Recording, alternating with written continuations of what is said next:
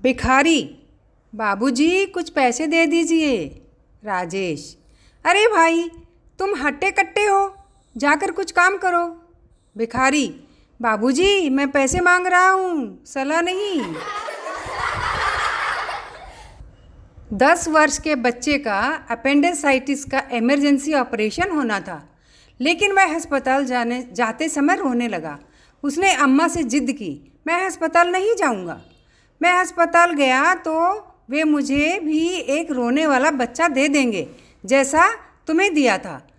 मैं एक शर्त पर जा सकता हूँ कि वे मुझे पिल्ला दें।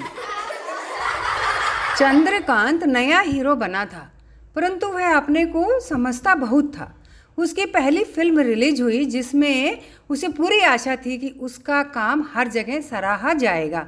अगले दिन जब डायरेक्टर शर्मा उसे बधाई देने उसके घर पहुंचे तो उन्हें दुखी और परेशान चंद्रकांत मिला।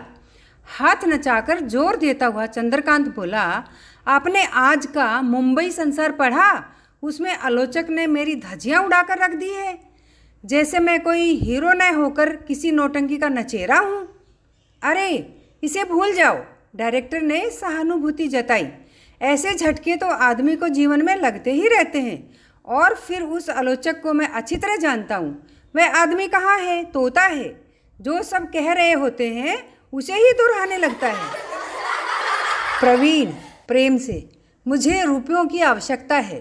कल शाम तक अगर 2000 रुपयों की व्यवस्था न कर सका तो बेइज्जती से बचने के लिए मुझे जहर पी लेना पड़ेगा। तू मेरी मदद कर सकता है? प्रेम, यार माफ़ करना, मेरे पास तो जरा सा भी जहर नहीं है। एक जगह 2 फौजियों में झगड़ा हो रहा था। दोनों गुत्थम गुत्था हो रहे थे, किसी से भी वह छुड़ाए नहीं जा रहे थे। उसी समय किसी सज्जन ने कहा, अबाउट टर्न, क्विक मार्च। इसे सुनते ही दोनों फौजी पीछे मुड़े और तेजी से चल दिए।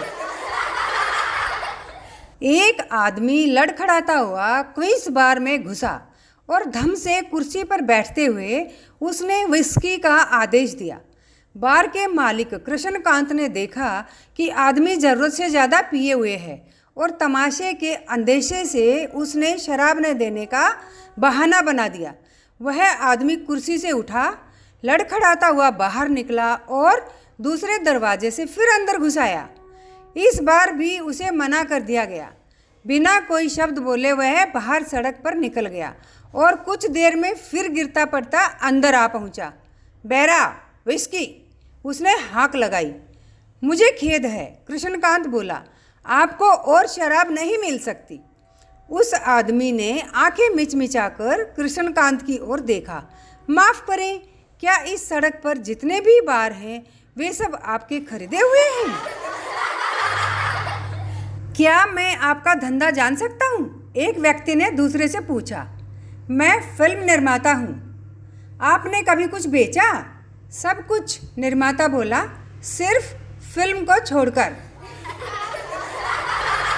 रेल के डिब्बे में राजा की माँ ने राजा से कहा, चुपचाप बैठे रहो, शरारत की तो मारूंगी। राजा, तुमने मुझे मारा तो मैं टिकट चेकर को अपनी उम्र बता दूंगा।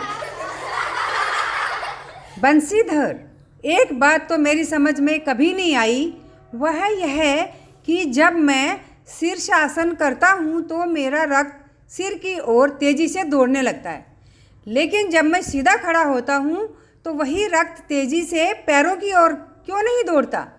डॉक्टर, सीधी बात है बंसीधर जी, तुम्हारे पैर खोखले नहीं हैं। एक अभिनेता पार्क में अकेला घूम रहा था। तभी एक आदमी उसके पास आया और बड़ी नम्रता से बोला, क्या आपने यहाँ आसपास कोई पुलिस वाला देखा है? नहीं, अभिनेता बोला।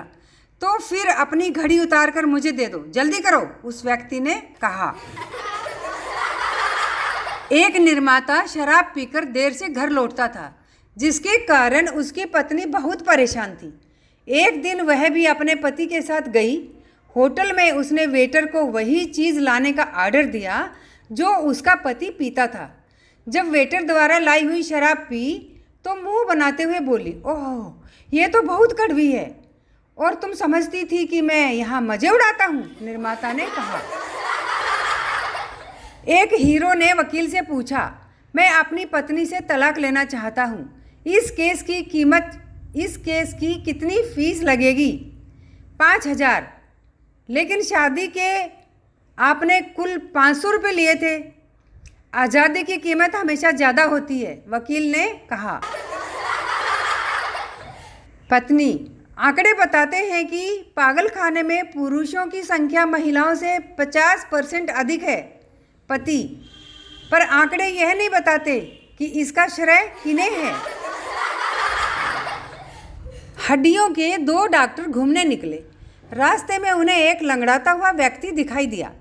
उसे देखकर एक ने कहा, मुझे तो ऐसा लगता है जैसे इसके टखने की हड्डी टूट गई है। दूसरे ने कहा, नहीं जी, टखने की नहीं, उसके घुटने की हड्डी टूटी हुई है। इस पर दोनों में बहस शुरू हो गई। तभी पहले डॉक्टर ने उसे बुलाकर पूछा, आपके टखने की हड्डी टूटी है या घुटने की? नहीं जी, मेरी तो कोई हड्डी नहीं टूटी, मेरी तो चप्पल ही टूटी है।